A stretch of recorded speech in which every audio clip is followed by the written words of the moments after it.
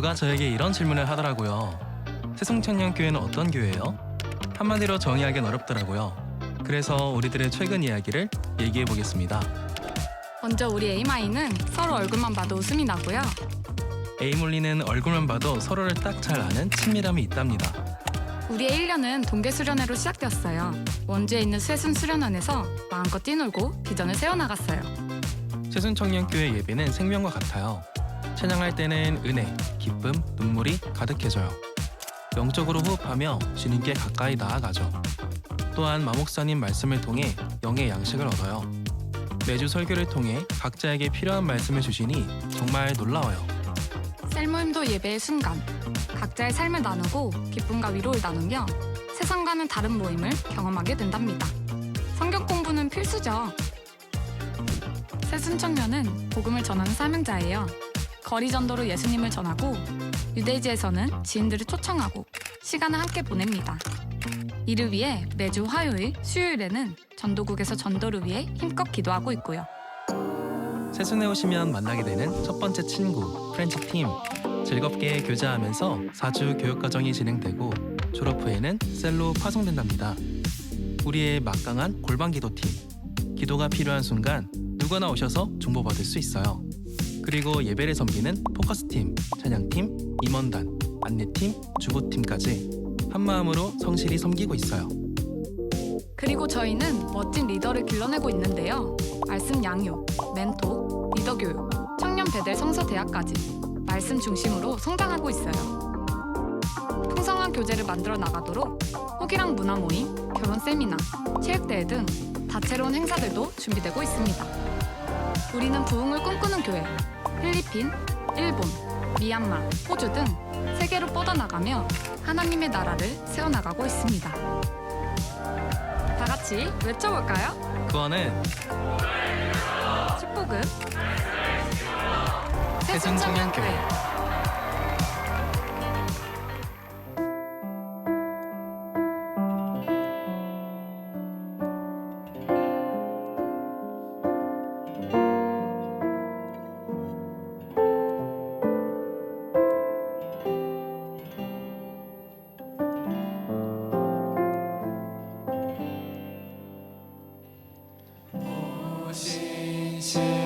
신실하신 주 내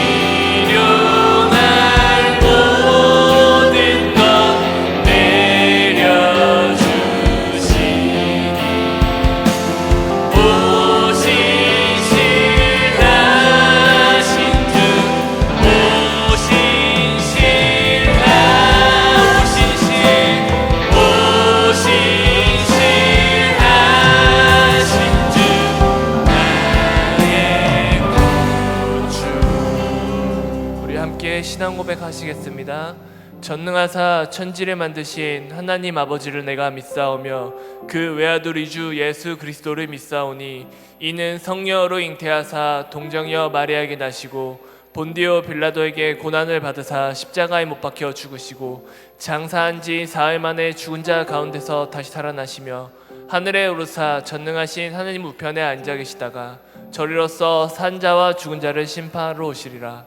성령을 믿사오며 거룩한 공회와 성도가 서로 교통하는 것과 죄를 사하여 주시는 것과 몸이 다시 사는 것과 영원히 사는 것을 믿사옵나이다. 아멘.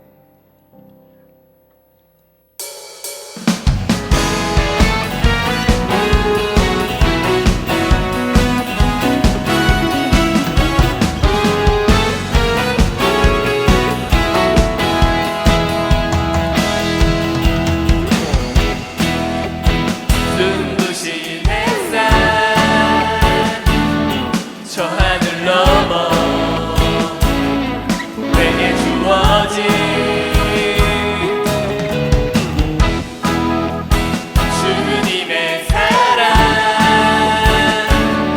깊어져가네. 나의 마음에 나 얻었네 변함없는 그 사랑 내 안에 기쁨의 노래 멈출 수가 없네. 주님의 사랑 바람에 실리는 내게 찾아와 그 사랑에 난 기쁨을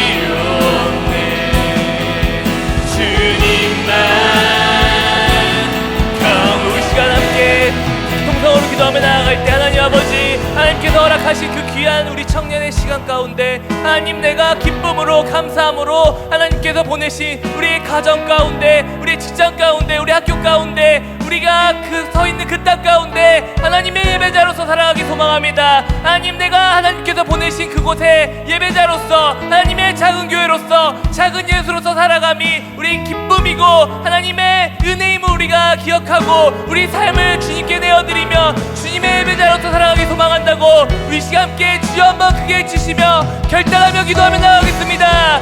주여! 하나님 아버지, 하나님께서 보내신 그곳 가운데 우리 예배자로 되었음을 우리가 기억합니다. 하나님 아버지, 그것이 우리에게 얼마나 큰 은혜이심을 우리가 기억하고 나아가기 소망합니다. 하나님, 우리가 서 있는 그 땅 가운데 하나님께서 우리를 보내셨고 그 가운데 우리의 역할을 주셨음을 우리가 기억합니다. 하나님께서 우리에게 주신 사명을 주고 그 땅 가운데 주님의 예배자로서, 주님의 작은 교회로서,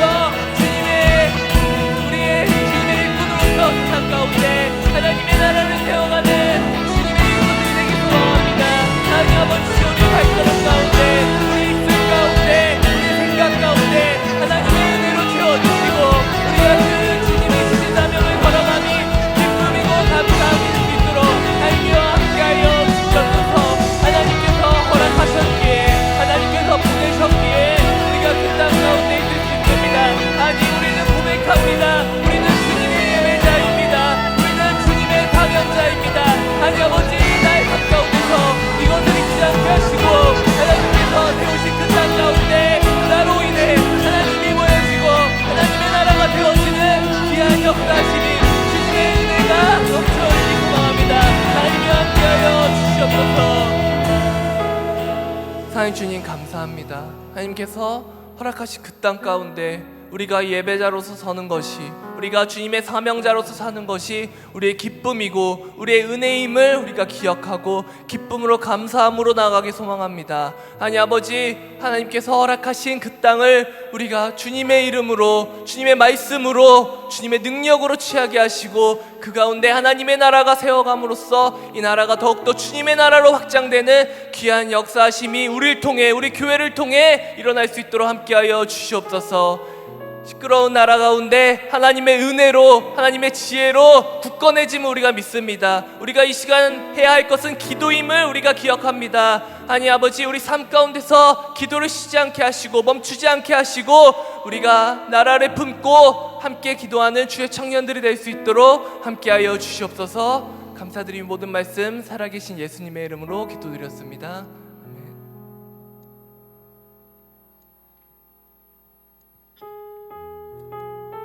네, 지금은 축복의 시간입니다.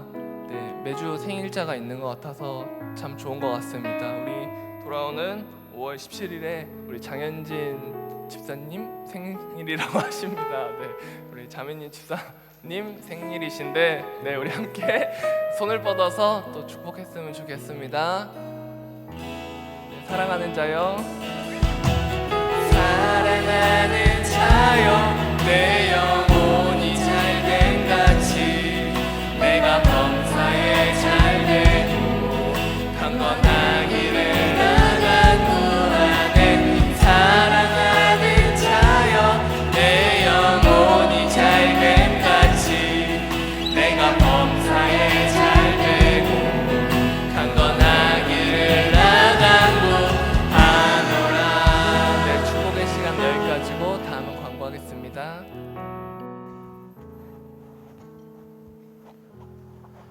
셀별 파스타 만들어 먹기가 6월 15일 예배 후에 있습니다. 셀별 회식이 5월 25일 예배 후에 있습니다. 8월 새순 여름 수련회 청년 매점에서 조리, 음료, 편의용품, 배달, 홍보 행정 등 즐겁게 섬기실 팀장급으로 섬기실 청년분을 모집합니다. 일반 팀원은 섭외 예정이고 관심 있으신 분들은 저희 매점 위원장이신 이순정 자매님께 연락 부탁드리겠습니다. 호기랑 문화모임 여자 풋살교실이 5월정 안내입니다. 5월 풋살교실은 수업 이후 바베큐 파티가 있습니다. 일정이랑 문의는 저희 주보 참고 부탁드리겠습니다. 8월에 있을 말레이시아 선교 기도 후원자 명단이 확정되었습니다. 명단은 주보를 참고해 주시고 선교를 위하여 함께 기도해 주세요.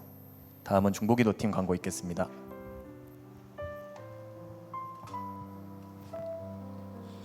네, 여러분 안녕하세요. 청룡골방 중보기도팀입니다. 네, 오늘도 중보기도회가 3시 40분 지하 2층 청룡부실에 있습니다. 오늘 축복 주인공은 이제 라온 임원단인데요. 우리 또 예배를 위해서 또 보이지 않는 곳에서 항상 힘쓰는 우리 임원단을 위해 많은 분들 오셔서 함께 기도하셨으면 좋겠습니다. 네, 감사합니다. 기도드리겠습니다.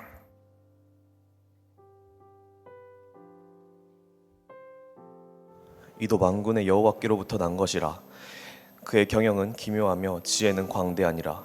이사야 28절 29장 말씀. 아멘. 사랑과 은혜가 많으신 하나님, 오늘도 예배 자리에 나와 주님께 영광 드릴 수 있음에 감사합니다. 주님, 홀로 영광 받으시옵소서.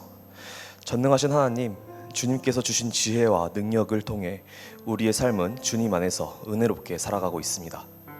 그러나 우리는 이러한 사랑을 망각이라도 한 듯 하나님이 주신 말씀을 따르지 못하고 죄의 유혹을 뿌리치지 못하고 살아갔습니다. 겉으로는 크리스천이라 말하며 우리의 삶은 크리스천이지 못했음을 고백하오니 용서해 주세요. 우리가 다시 한번 주님의 자녀로서 말씀 속에서 주님이 주신 영광을 기억하며 살아가는 자녀들이 되도록 주님께서 함께하여 주세요. 오늘 선포되는 말씀을 통해 우리의 삶이 더욱 예수님을 닮아갈 수 있게 해주세요. 말씀 전하시는 목사님의 영육간에 강건함을 주시고 목사님의 입으로 전해질 말씀 하나하나가 청년들의 삶 가운데 참된 지혜로 살아갈 수 있게 해주세요. 가정의 달입니다. 주님, 한 사람 한 사람의 가정이 평안하게 해주시고 항상 가족의 삶 속에서 웃음이 넘치게 해주세요. 나라를 위해 기도합니다. 나라를 경영하는 지도자들이 나라를 올바르게 경영해 나갈 수 있게 도와주시고 이 나라를 이끄는 새로운 지도자가 올바르게 세워질 수 있도록 주님 함께하여 주세요. 이 모든 것 살아계신 우리 주 예수 그리스도의 이름으로 기도합니다. 아멘.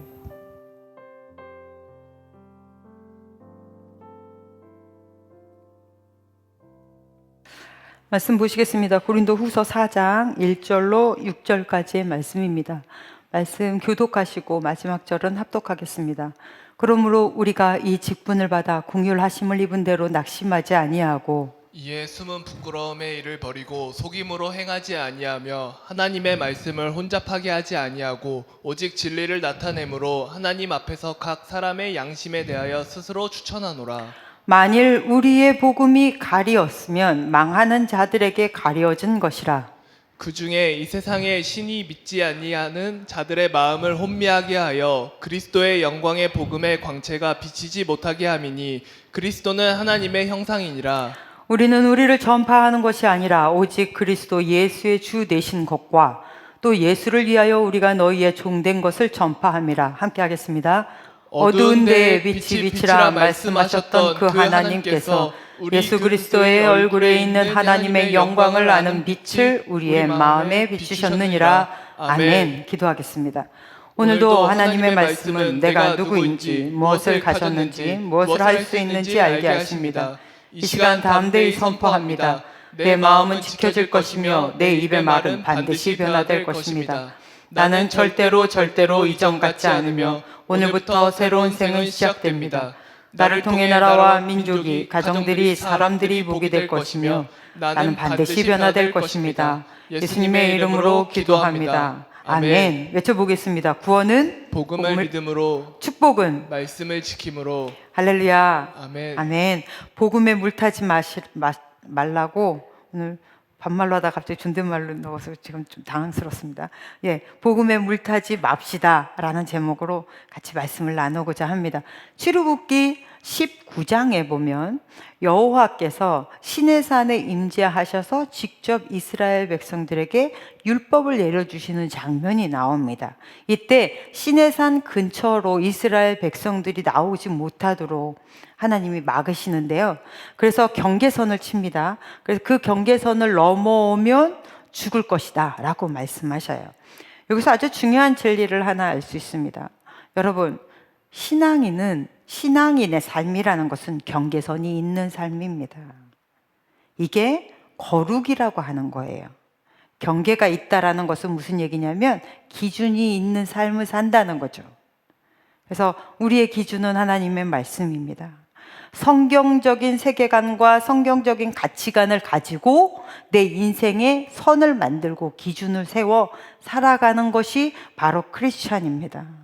우리는 그렇게 하나님이 살으라고 이 세상에 보내신 자들인 줄로 믿습니다. 여러분, 여러분의 삶 영역 전체로 하나님의 경계선을 치십시오. 청년의 때에 돈 되는 거면 다 할 수 있겠죠. 하지만 신앙적으로 하나님이 원하지 않는 일이 어떤 직종이라는 것 정도는 우리도 압니다. 그러면 하지 말아야 되는 거예요. 할 수 있으나 하지 말아야 되는 것.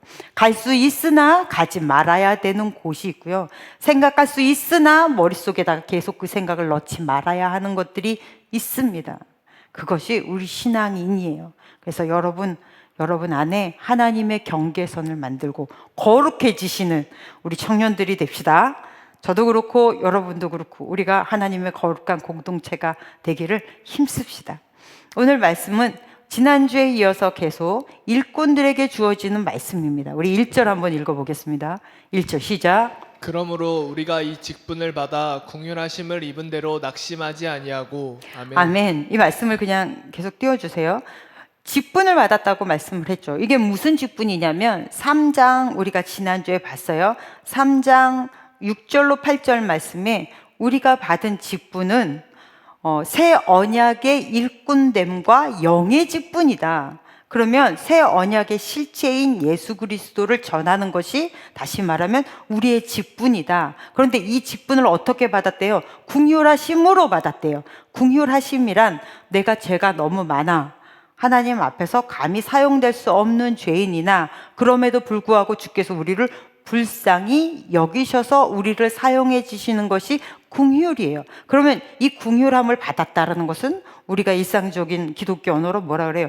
은혜를 받았다라고 하는 거죠. 은혜는 자격 없는 자가 대가 없이 받는 것이 은혜입니다. 그래서 우리가 하나님의 그 예수 그리스도의 전달자가 되는 직분을 받은 그것이 하나님께 너무나 감사한 것. 나를 사용하심에 너무나 감사한 것. 그런데 이 감사함으로 이 일을 잘 하면 좋은데 그런 사람들이 종종 낙심도 한다라는 거예요. 그래서 낙심하지 말라고 얘기를 하십니다. 여러분 살다 보면 낙심할 수 있죠. 그리스도인으로 세상에서 산다는 게 그리 녹록지는 않습니다. 특히 학교 다닐 때까지는 어느 정도 좀 선이 있어요. 그런데 직장 생활을 하는 것으로 생업으로 막상 딱 뛰어들어가면 와, 내가 여기서 어떻게 믿는 자의 삶을 보여줄 수 있을까? 과연 그게 가능한 건가? 완전히 이거 순교자적 정신 아닌가? 이럴 때가 있습니다. 그런데 여러분, 물론 신앙생활을 하면서 그렇게 외부로부터 오든 내부로부터 오든 그러한 공격은 있어요. 근데 외부로부터 오는 것은 그래도 얼마 정도 견딜 수 있습니다. 내가 예수 믿는 것 때문에, 내가 선교 가는 것 때문에, 내가 전도를 하는 것 때문에 그래서 사람들이 나 비난하고 뒤에서 내 욕하고 나에게 일거리를 안 주고 이런 거는 그래도 우리가 예수 그리스도를 믿는 믿음 안에서 어느 정도는 견딜 수 있고 이겨낼 수 있습니다. 그런데 문제는 내 안에서 오는 거예요. 이 내부에서 오는 거. 같은 신앙적 동아리에 있고, 이 공동체 안에 있고 그리고 같은 셀 안에 있고 교육부서에서 함께 섬기며 성경 공부도 같이 하는 사람들에게서 오는 공격은 참 참기 힘들죠. 교회를 열심히 다니던 신앙인이 갑자기 교회를 끊는 이유, 마치 학원 끊어버리듯이 딱 끊어버리는 이유가 바로 하나님한테 실망을 했다거나 안 믿는 친구들의 조롱 때문에가 아니라 교회 다니는 누군가한테 상처받기 때문인 거거든요. 이게 너무나 힘들어요. 이걸 이겨내는 게 쉽지 않습니다. 그런데 생각해봐. 앞에 부분을 생각해봐. 이 얘기인 거예요. 네 직분은 네가 궁휼하심으로 받았잖아. 사람이 너에게 시켜서 그 일하는 거 아니잖아. 넌 이제 전도자야? 교회에서 이런 일을 하는 거야? 아니면 넌 말씀 전하는 자야? 이렇게 누가 시켰어? 하나님이 시키셨잖아. 하나님이 너가 받을 수 없는 직분임에도 불구하고 너를 너무나 사랑하셔서 너에게 하나님이 맡기신 것이 아니냐. 그렇다고 보면 이겨내고 감당해낼 수 있는 힘이 되어지지 않겠니? 사람한테서 오는 것이 아니니까. 그래서 직분, 하나님의 일을 일꾼들은 남은 자 사상이에요. 남은 자 사상이 가장 잘 성경에서 설명하는 부분이 어느 부분이냐면, 물론 요한계시록에서도 남은 자들은 죽게 돌아온다. 결론은 천국가는 그 재림 때에 예수께서 데려가시는 그 영혼들의 특징들이, 이 천년왕국을 같이 누리는 사람들의 특징들이 남은 자예요. 근데 남은 자의 이 모습에서 가장 잘 보여지는 게, 이스라엘이 남유다가 이제 바벨론에게 완전히 망했죠. 그리고 페르시아로 넘어가면서 페르시아가 온국 정체를 하잖아요. 그래서 니네 나라로 돌아가. 가고 싶은 사람들 니네 나라에 돌아가서 살아도 돼. 그래서 페르시아에서 자기네 나라로 돌아오는 사람들이 생겼습니다. 그때 이스라엘 사람들도 많은 사람들이 돌아오진 않았어요. 너무 많은 사람들이 그냥 페르시아에 남았어요. 왜냐하면 유대인들의 특징, 하나님의 말씀을 받아 그 말씀대로 살아가면서 페르시아에서 엄청난 부를 축적하고 있었기 때문에, 역사적으로도 우리가 증명되듯이 축적하고 거기서 자리 잡고 있었는데, 굳이 그 황량한 유대 땅 베들레헴으로, 예루살렘으로 굳이 누가 가려고 하겠어요. 그런데 남은 자는 돌아오리라 성경에서 얘기했거든요. 먹고 사는 게 문제가 아니에요. 그곳에 하나님의 집이 다 허물어졌대요. 성전이 다 회파됐대요. 가서 그곳을 다시 정비하고 하나님의 성전을 다시 건축하는 것. 그래서 주의 일이 우선인 사람들이 남은 자로 보여지거든요. 그러니까 이 세상에서 살아가면서 내가 이 일이, 하나님의 일이 우선이라면, 하나님의 영광을 나타내는 것이 우선이라면, 그것을 향해서 우리가 최선을 다하고 산다면 그게 남은 자예요. 이게 일꾼입니다. 이런 사람들이 그리스도의 일꾼이에요. 옛날에 한 목사님이 간증하시는 것을 들었는데, 굉장히 어려운 지역에 이제 이미 세워진 교회에 목사님으로 들어가시는 거 있잖아요. 원래 있었던 분이 돌아가시거나 뭐 다른 데로 가셔서 그곳으로 목회를 하러 내려가셨습니다. 그런데 만만치 않은 곳이었어요. 성도들은 고정적으로 있었습니다. 그런데 열심히 목회하시고 막 신방 다니시고 성경 공부 열심히 하시고 정말 밤낮 없이 뛰셨어요. 최선을 다해서 목회를 하셨는데 교인들이 변화가 없는 겁니다. 늘 그래. 늘 그쪽에서 넘어지는 사람은 늘 그쪽에서 넘어지고, 뭐 때문에 안 된 사람은 늘 안 되고, 신앙적인 변화가 삶 속에서 전혀 나타나지 않을 때, 그리고 교회의 인원은 그냥 그대로 머물러서 그냥 갈 때, 그게 굉장히 힘들거든요. 목회지가 어려운 목회지다라는 교회가 바로 이런 거예요. 그냥 종교인들이 있는 교회. 너무 힘들었어요. 저도 그럴 때가 종종 있습니다. 저도 왜 이렇게 고여 있을까? 내가 고여서 고여 있는가? 목회자들은요, 이렇게 교인들이 잘 안 되면 마치 다 내가 기도 안 하고 내가 뭔가 잘못해가지고 벌을 받는 느낌이에요. 이 교인들이. 그 부모가 마치 자녀가 잘못되면 내가 죄가 많아 이렇게 말하는 거랑 좀 비슷한 그런 마음이 있습니다. 이게 목회자의 마음인 거거든요. 저도 어쨌든 이렇게 누가 좀 안 좋은 일이 있다거나 막 이러면 다 내 죄 같고 내가 하나님 앞에 너무 죄송하고 막 이래요.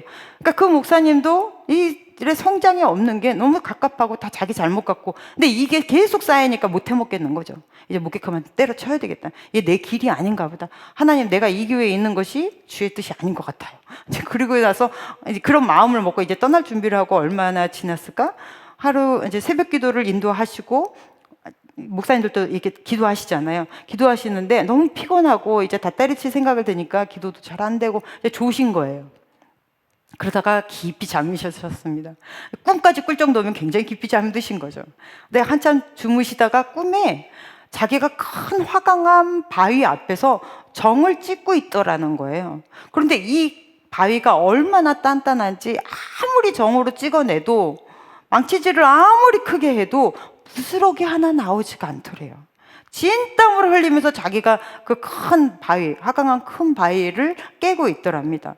근데 어느 순간 내가 뭐하러 이 짓을 하고 있나, 그럼 그걸 버려버렸어요. 정하고 망치를 싹 버려버리고 안 하고 앉아있는데 이제 음성이 확 들리는 거죠. 어디서 나는 소리인지 확 소리가 들리면서 너 왜 안 깨고 앉아있느냐 이러는 거예요.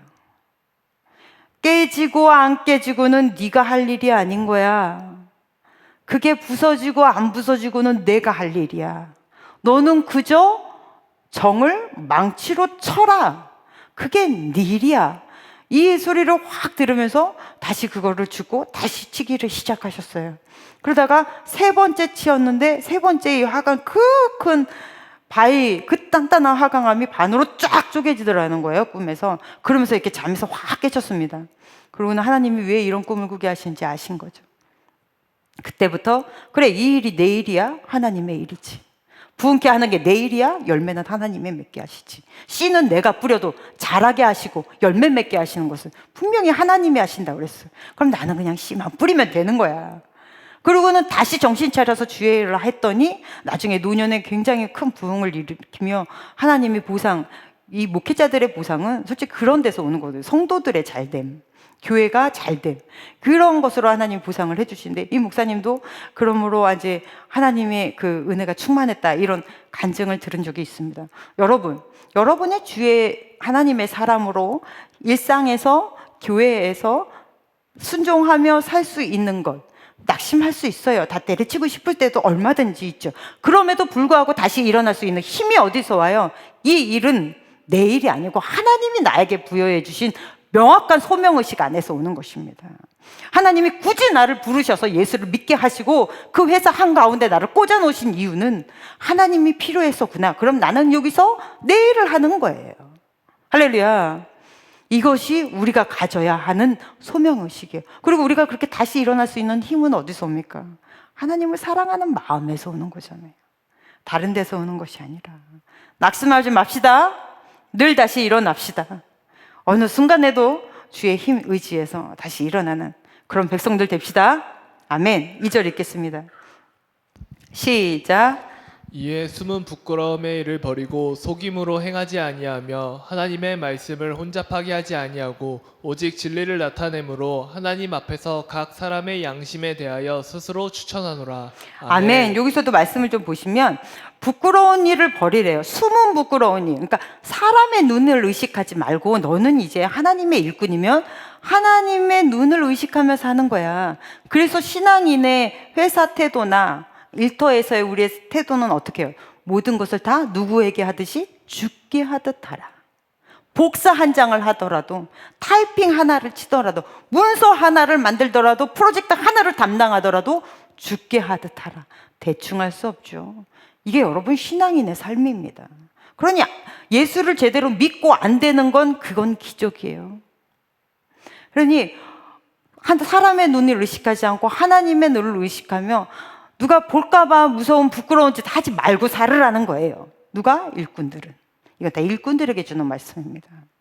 그리고 속임으로 행하지 않는데요. 이게 원뜻이 무슨 얘기냐면 내가 목표를 달성하기 위해서 수단과 방법을 가리지 않고 물불을 가리지 않고 세상 방법까지 막 때려 부숴가면서 주의를 하지 말라는 것입니다. 하나님의 일은 하나님이 원하시는 방법대로 그렇게 하는 것이 교회입니다. 그래서 교회에 세상적인 방법 끄집어 들이지 말라는 거예요. 교회에서 가지고 있는 어떠한 방식을 세상에다가 나가서 사용할 수 있겠죠. 하지만 교회는 교회의 방식이 있는 거예요. 하나님은 하나님의 방식, 일처리 방식이 있는 것입니다. 그렇게 하는데 어떻게 해요? 하나님의 말씀을 혼잡하게 하지 말으래요. 혼잡하게 하지 말라는 말이 하나님의 말씀에 물타지 말라는 얘기예요. 이렇게 말씀을 전달자다. 우린 예수 그리스도의 전달자라는 것은 결국은 하나님의 복음의, 하나님의 말씀의 전달자라는 사람들입니다. 그러면 어떠한 말씀을 전할 때 사람 눈 의식하고 사람의 비유에 맞추는 말씀을 전하지 말라. 얘가 노가 될 수는 없는 거잖아요. 아닌 건 아닌 거고 얘는 얘인 거예요. 그러니까 하나님의 말씀에 원칙이 있어야 돼요. 물론 우리가 누군가에게 복음을 전할 때는 상대방에게 조금 이렇게 눈치를 보게 되는 것도 있습니다. 그렇다고 복음에 물타기 하면 안 된다고요. 복음을 혼탁하게 하지 말라고요. 복음에 불순물 뿌리지 말고 그 사람의 편리대로 복음을 전하는 것이 아니라 복음을 복음대로 그대로 전하는 거예요. 다시 3일 만에 부활하셨대. 부활이 안 믿겨질 것 같아. 얘가 부활이라는 얘기를 들으면 장난일 것 같아. 그러니까 그거를 다른 말로 포장한다거나, 천국과 지옥은 여러분 명확하게 있습니다. 여러분 믿으십니까? 그런데 왜 그 얘기를 세상에서 못해요? 장난 같거든. 애니메이션 같잖아요. 근데 성경에선 명확합니다. 있어요. 근데 개역개정에는 천국과 지옥이란 단어가 없어졌어요. 낙원이라는 말이 나와요. 근데 원래 성경에는 명확히 있습니다. 있는데 우리가 그 얘기를 하면 장난인 것 같거든. 그러니까 그걸 잘 못하는 거예요. 예수님의 씨 뿌리는 비유, 여러분 기억하십니까? 씨는 같아요. 밭이 다른 거지. 하나님의 말씀은 정확합니다. 이게 변하는 건 말이 안 되는 거예요. 씨가 변할 수 있습니까? 씨는 그대로예요. 그런데 밭은 밭이 다 다른 거예요. 밭이 문제인 거지 말씀이 문제가 아니라는 거예요. 그러니까 하나님의 말씀을 전할 때는 말씀 있는 그대로 전하는 것이고, 받는 사람은 자기의 마음밭에 맞게 받겠죠. 그게 아무리 좋게 포장해도 하나님의 말씀이 아닌 거는 아닌 거예요. 이런 유혹을 물론 설교가들도 굉장히 많이 받습니다. 사람들이 좋아하는 말씀 뻔히 알거든요.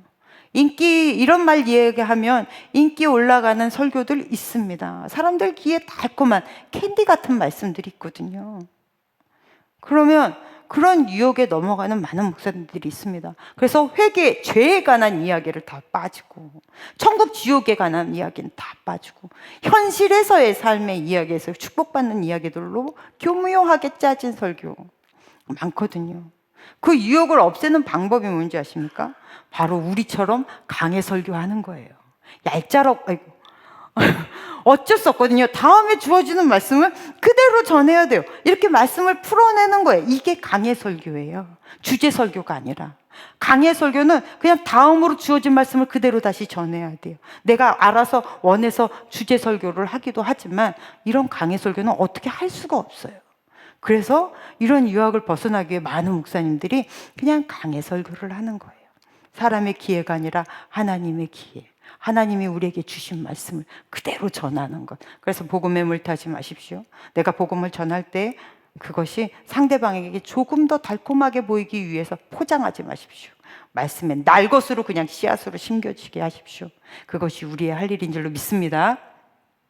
3, 4절 읽어보겠습니다. 시작. 만일 우리의 복음이 가리었으면 망하는 자들에게 가려진 것이라. 그 중에 이 세상의 신이 믿지 아니하는 자들의 마음을 혼미하게 하여 그리스도의 영광의 복음의 광채가 비치지 못하게 함이니 그리스도는 하나님의 형상이니라. 아멘. 아멘. 여기서 아주 중요한 말을 합니다. 그 중에 이 세상의 신이, 이 세상의 신은 뭐예요? 공중곳에 잡은 사탄 마귀를 이야기하는 것입니다. 사탄 마귀가 이 우리의 마음을 혼미하게 한대요. 혼미하게 한다라는 말은 눈을 멀게 한다라는 거예요. 앞에 안 보이게 한다는 거예요. 그러니 배는 게 없으니까 하나님의 진리가 들려도 깨닫지 못하고, 하나님의 진리를 봐도 느껴지지 못하고 알지 못하게 막아버린다는 거예요. 이게 사단이 우리에서 끊임없이 하는 거죠. 그래서 뭐라고 얘기해요? 만일 우리의 복음이 가리었다면 망하는 자들에게 가리었다. 그래서 망하는 자들은 복음을 아무리 얘기해줘도 믿지 않아요. 사탄이 우리 믿는 사람에게도, 여러분, 이거는 동일하게 역사합니다. 사탄이요, 말씀 그대로 이야기를 할 때 굉장히 껄끄럽고, 이건 이상해, 왜 이래야 돼? 하는 부분들이 나와요. 특히 전쟁의 이야기가 나올 때 제가 그것 때문에 굉장히 많이 껄끄러웠어요. 왜 하나님은 굳이 여리고 성을 침범하고 들어가실 때 이 이스라엘이 왜 갓난아기 젖먹 있는 아이까지 다 죽여야 되는 거야? 왜 그 애기들 뭔 죄가 있다고 그 아이들까지 다 도륙내라고 하는 거야? 왜 그 많은 짐승들을 다 이렇게 전쟁으로 인해서 다 이렇게 수확을 거뒀으면 백성들에게 나눠주고 백성들이 실컷 즐기게 하면 되지. 왜 그것들을 다 죽이게 하는 거야? 이해가 안 되죠. 전쟁의 부분도 그렇지만 하나님의 일하시는 방법, 왜 저 사람은 저렇게 했는데 망하는 거야? 성경에서 그런 경우 되게 많잖아요. 사도 바울 정말로 힘있게 복음 전하고 하나님께 그렇게 귀히 쓰인 다음에 어떻게 됐어요? 순교했습니다. 그런 걸 믿지 않는 사람들이 들으면 어떨 것 같아요? 열심히 주의를 했더니 죽네? 열심히 주의를 했더니 맨날 감옥 가네? 껄끄러워요. 듣기 부담스럽고. 이런 복음을 어떻게 전해야 될지 모르겠어요. 그리고 내가 받아들일 때도 그게 아멘으로 좀 안 받아들여져요. 이럴 때 여러분 안에서 외쳐야 돼요. 내가 나사렛 예수 그리스도 이름으로 명하노니 말씀의 길을 막는 사탄아 저주를 받고 떠나갈지어다 하고 외치셔야 돼요. 말씀은 말씀대로 아멘하고 받는 거예요. 그 말씀이 나의 귀에 좋든 안 좋든 말씀이 있는 그대로 나에게 받아들이셔야 돼요. 그게 내가 수용하든 안 하고 그거는 다음 문제입니다. 있는 그대로 내 것으로 받는 것. 너무 중요한 것입니다. 그래야 여러분의 복음도 온전한 색깔을 띌 수 있는 줄 믿습니다. 그래서 성경을 읽을 때, 말씀을 들을 때 하나님 내 안에 귀신이 들어와, 악한 사탄이 들어와 정신을 혼미하지 않게 해주십시오. 내 영의 눈이 가리지 않게 해주십시오.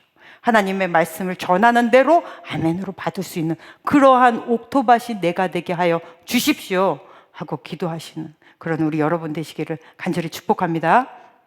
그리고 7절에서 우리가 너무나 잘 아는 중요한 말씀을 합니다. 7절 한번 읽어보겠습니다. 시작. 우리가 이 보배를 질그릇에 가졌으니 이는 심히 큰 능력은 하나님께 있고 우리에게 있지 아니함을 알게 하려 함이라. 아멘. 아멘. 아주 너무나 유명한 말씀이죠. 한 시골에 7살 난 여자아이가 엄마가 사준 새 옷을 입고 신나게 친구들하고 뛰어놀다가 이 나뭇가지에 옷이 찢어졌어요. 그러니까 엄마한테 혼날까봐 집에 못 가고 가수원에서 밤늦게 벌벌벌 떨고 있다가 이제 어쨌든 엄마한테 질질 끌려가는데 이 아이가 온몸에 불덩이인 거예요. 추위에서 너무 오래 떨어가지고 감기 심하게 걸렸죠. 이 후유증으로 이 아이가 앞을 못 보게 됐습니다. 이제 7살 된 여자아이가. 그러니까 이제 집에서 부모님들이랑 가족들이 모여가지고 이야기를 하는 거예요. 아이고, 이 계집 아이가 앞을 못 보니 이거 어디다가 쓰냐. 이 아이는 뭐 무당이 되면 모를까 어디다가 얘를 쓸고 하면서 이제 걱정하는 소리를 들어요. 근데 이 아이는 친구 따라서 교회를 다니고 있었습니다. 예수 믿는데 내가 무당이 된다는 게 말이 되나. 이 아이가, 어린 아이가 이제 그때부터 무서웠어요. 무당이 될까, 엄마가 무당집에 자기를 데려다 줄까봐. 그런데 이제 시골이니까 그 옛날이고요. 그러니까 동네마다 교회가 있지 않았습니다. 전도사님이 돌아다니면서 복음을 전하는데 마침 이 동네에 전도사님이 이 아이를 굉장히 사랑하셨어요. 특별히 소식을 듣고 와서 아이를 붙잡고 기도해 주는데 이 기도를 받는 중에 아이가 하나님의 음성을 듣습니다. 그래서 부모는 너를 버린다 할지라도 나의 하나님은 너를 영접하시리라. 이 시편의 말씀을 받은 거예요. 그래서 이 이후로 아이가 이 말씀을 가지고 기도하면서 하나님, 우리 엄마 아빠와 삼촌들은 제가 쓸모가 없대요. 앞을 못 보니까 이제 저는 쓸 데가 없다고 해요. 하나님은 제가 쓸 데 있으세요? 하고 이 아이가 기도한 거예요. 근데 어느 날 이렇게 기도하고 있는데 하나님이 이 아이에게 말씀을 주셨어요. 너는 귀도 쓸 수 있고 입도 쓸 수 있고 손도 쓸 수 있고 발도 쓸 수 있고 너는 쓸 데가 참 많단다. 이 말씀을 이 아이가 받아요. 그래서 이 말씀을 붙잡고 나는 하나님한테 쓸 데가 있겠다. 후에 점자를 열심히 배워서 열심히 공부해서 일본으로 유학의 길이 열립니다. 그곳에 가서 의학을 공부해요. 그래서 세계 최초 맹인 의사가 됩니다. 그리고 아직 열심히 여기서 또 한국에서 의료 일을 하다가 미국으로 넘어가서 공부할 일이 생겼어요. 그래서 미국에서 2개의 대학을 또 대학에서 공부하고 또 한국에 와서 한국신학대학원을 졸업하셔서 목사님이 되셨어요. 맹인님에서 한국 최초 여자 목사님이 되셨습니다. 멋있으시죠? 네. 그래서 이분이 지금은 이제 돌아가셨는데 돌아가실 때 뉴스에도 나왔었어요. 그래서 양정신 목사님이시라고 뉴스에서 우리나라의 그 헬런 켈러가 드디어 하늘나라로 갔다라고 하고 SBS에서도 나오고요, KBS도 나오고요, 이분이 뉴스에도 나오기도 했습니다. 하나님이 부르시는 그날까지 인천에 가난한 사람들이 모여있는 그곳에서 열심히 의료봉사하고 예수 그리스도를 전하다가 하나님 나라에 가셨습니다. 여러분, 세상적인 눈으로 봤을 때 이분은 정말로 쓸데가 없습니다. 가난한 시골의 한 아이, 천하게 보면 얼마든지 천하게 볼 수 있는 아이, 어디다가 뭐 공부를 시킬 수 있는 돈도 없어서 무당집에다가 넘길까 하던 그 아이, 그런데 이 아이가 하나님 앞에 그렇게 큰 사역자로 사용될 수 있었던 이유가 뭐죠? 그렇게 우리들 보기에는 너무나 유약한 질그릇과 같은 그의 인생 안에 예수 그리스도가 담겼기 때문입니다. 사도 바울은 우리를 질그릇이라고 얘기합니다.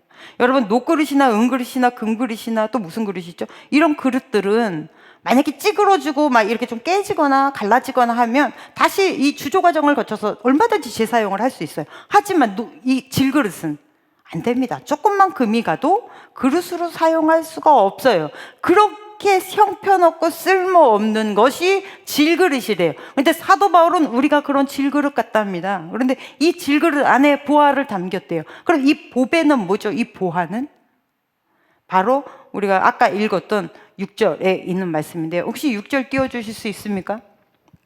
네, 6절 한번 읽어볼게요. 시작. 어두운 데 빛이 빛이라 말씀하셨던 그 하나님께서 예수 그리스도의 얼굴에 있는 하나님의 영광을 아는 빛을 우리 마음에 비추셨느니라. 아멘. 예수 그리스도인데 이 보화가 예수 그리스도의 얼굴에 비치는 광채래요. 그럼 예수 그리스도의 얼굴에 비치는 광채를 우리가 담았다는 거예요. 그게 뭐죠? 하나님을 알게 하는 빛이에요. 그 빛의 보배를 우리 안에 담겨주셨대요. 그런데 이 그릇이 크고 단단하고 견고하면 그러면 이 빛이 비춰질 수 있을까요? 남에게? 보일 수가 없겠죠.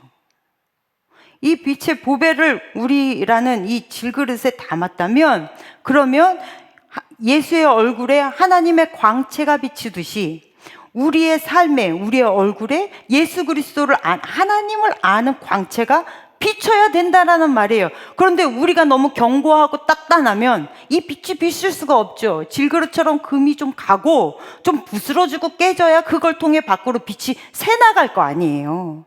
그게 우리라는 거예요. 근데 여러분은 어때요? 예수 그리스도를 믿고 난 많은 신앙인이라는 사람들은 이제 그릇 바꾸기 싸움을 합니다. 하나님, 나 질그릇 좀 녹그릇같이 되게 해주세요. 그리고 은그릇같이 되게 해주세요. 나중에 금그릇같이 되게 해주세요. 그래서 내 그릇 바꾸기 싸움하는 거예요. 사람들이 봤을 때 우와, 잘났다, 잘 산다, 돈 많다, 똑똑하다. 이 그릇 바꾸는 싸움을 우리는 계속한다. 근데 하나님 지금 성경 말씀에서 사도 바울을 통해 명확하게 하시는 말씀은 너희의 그릇은 질그릇이어야 돼. 네가 그렇게 겉포장이 단단하고 남들이 보기에 막 이게 해서 너가 영광을 받는 것이 아니라 너의 그 약함을 통해 빛이 비춰져 하나님의 영광을 다른 사람이 보게 해야 되는 거야. 그래서 예수를 믿으면 왜 나는 이렇게 유약하죠? 예수 믿으면 또 잘 된다면서요. 근데 왜 나는 이렇게 안 되죠? 이게 맞는 거예요. 이게. 그래서 하나님은 우리를 씨띤 나무처럼 사용하세요. 저는 이 씨띤 나무의 이야기가 너무 좋습니다. 여러분, 씨띤 나무 예전에 제가 우리 출애굽기 강의할 때 이 나무에 대해서 제가 여러 번 얘기했던 것 같아요. 출애굽 여정을 이집트에서부터 이 예루살렘 가정으로 이렇게 쭉 가다 보면 사하라 사막을 지나가야 돼요. 사막은 이 땅이 되게 붉잖아요. 이스라엘이 되게 붉습니다. 붉고요. 그리고 이스라엘 안으로 들어가면 하얘요. 세상에 돌이 그렇게 하얄 수가 없어요. 너무너무 예뻐요. 걔네 데모한다고 이렇게 돌 던지잖아요. 돌이 너무 예뻐. 이만한 하얀 돌들을 그렇게 던져대요. 꼭 엘프들이 던지는 공들 같은. 그렇게 너무 예뻐요. 하여튼간에. 그런데 그 가는 길에 처음에는 모래밭과 붉은 땅밖에 없는데 시내산을 기점으로 해서 딱 가다 보면 중간중간부터 나무가 하나씩 보이기 시작해요. 그런데 이 나무는 잎사귀도 무성하지 않습니다. 그리고 가시나무에 엉성해요. 그러니까 사람들이 처음에 이 씨팀나무를 봤을 때 땔감으로나 쓰지 못할 나무 같았어요. 왜냐하면 곱게 자라지 못하니까 기둥이나 이런 걸로도 쓸 수가 없어요. 그리고 이게 굉장히 질겨서 자르려고 하면 톱이 다 흰대요. 그리고 굉장히 단단해서 잘 부러지지도 않아요. 뭐 잎이 많아가지고 밑에서 그늘을 좀 받칠 수가 있지도 않아요. 지금은 살만하게 저기 사람들이 자꾸 물 뿌려가지고 저렇게 좋은 거예요. 원래 옛날에 씨띠나무는 저러지 않았어요. 근데 이제는 이 씨띠나무를 잘 가꾸게 된 이유가 그러한 쓰잘데기 없는 나무라고 생각했던 이 나무가 하나님께서 이 나무를 들어서 뭐를 만드셨냐면 법궤를 만드셨어요. 법궤는 우리의 몸을 상징하잖아요. 법궤를 만드셨습니다. 이 아무 쓰잘데기 없는 것에다가 법궤를 만들게 하시고 그 위에 금을 칠하고 그리고 그 안에 하나님의 말씀을 담았어요. 그거를 알고부터 사람들이 그 성지순례 이 여정에서 시딘 나무만 보면 서가지고 사진을 찍기 시작했어요. 그리고 그 밑에다가 물도 주고 막 관심을 갖고, 다 쓰잘데기 없다고 생각했던 그곳에 하나님이 손을 댔다라는 이야기를 듣고 보니까 너무 멋있는 나무 같아 보이는 거죠. 이 나무로 법궤를 만들었구나. 우리가 이 나무와 같은 존재들이구나. 하나님이 만지시니 이렇게 존귀한 나무가 됐구나. 사람들이 다 지나가면서 한 번씩 만져보고 가는 나무가 됐구나. 여러분, 우리가 그런 질그릇이에요. 아무 씨알데기 없는 것 같은데 하나님이 건드려서 그렇게 해서 내 안에 예수 그리스도의 빛, 하나님을 알게 하는 광채를 담게 하셨다고요. 그래서 어떻게 해요? 강함으로 강함을 이기는 게 아니에요. 이제 약함으로 강함을 이기게 하셨어요. 미련함으로 지혜 있는 자를 누르게 하셨어요. 용서함으로 상대가 백기를 들게 하셨어요. 그리고 예수 그리스도의 복음을 전함으로 기뻐하지 못하게, 그걸 막 싫어하는 사람들, 전도하면 막 이렇게 받아치는 친구들도 있잖아요. 그럼에도 불구하고 하나님 내 안에 평강을 주시게 하셨어요. 이게 뭡니까? 이게 질그릇이에요. 그래서 결국 하나님이 없으면 살 수 없는 사람으로, 하나님을 의지하지 않으면 살 수 없는 사람으로 만들어지는 것이 질그릇입니다. 그게 우리예요. 여러분, 우리는 그렇게 하나님의 손에 붙들림 받은 사람들입니다. 하나님이 만지시는 질그릇이에요. 이런 사람들이 내가 어떤 존재라는 것을 알게 되면 이제 생존에 목매지 않습니다. 생명에 목매는 거예요.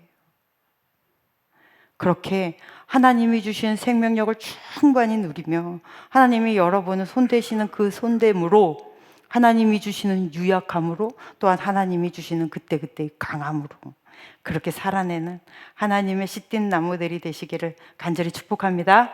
기도하겠습니다. 하나님, 우리처럼 쓸모없는 자를 하나님의 손에 붙들려서 귀하게 사용해 주셔서 너무나 감사합니다. 늘 순종하며 주님이 주신 자리 잘 지키며 살게 하여 주시옵소서. 예수님 이름으로 기도했습니다. 아멘. 네, 찬양하시면서 준비하신 예물 하나님께 드리겠습니다.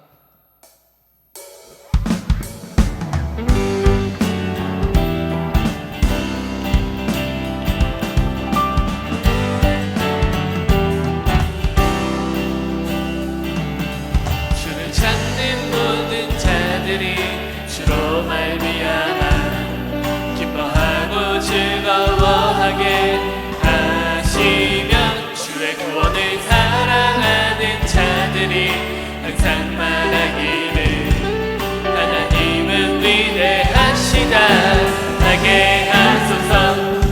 주를 찾는 모든 자들이 주로 말미암아 기뻐하고 즐거워하게 하시며, 주의 구원을 사랑하는 자들이 항상 말하기를 하나님은 위대하시다 하게 하소서. 주는 나의 도움, 나를 건지시느니 여호와여 지체 말고 내게 임하소서. 가난하고 궁핍한 내 마음 가운데 여호와여 속히 임하소서. 주는 나의 도움, 나를 건지시느니 여호와여 지체 말고 내게 임하소서. 가난하고 궁핍한 내 마음 가운데 여호와여 속히 임하소서.